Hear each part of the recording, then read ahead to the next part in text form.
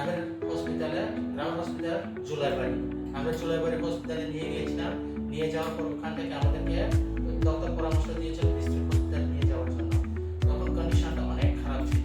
তারপরে district hospital থেকে আমাদের রেফার করানো হয় জিপিতে। যাওয়ার পরে আমাদের ফ্রেন্ড সার্কেল ছিল, ওরা বলেছিল আইএলএস হসপিটালে নিয়ে যেতে। আর্লি মর্নিং হবে রাত্রে 2টা নাগাদ। তো 2টা নাগাদ আমরা এখানে নিয়ে এসেছি। নিয়ে আসার পরে কন্ডিশনটা খুব খারাপ ছিল।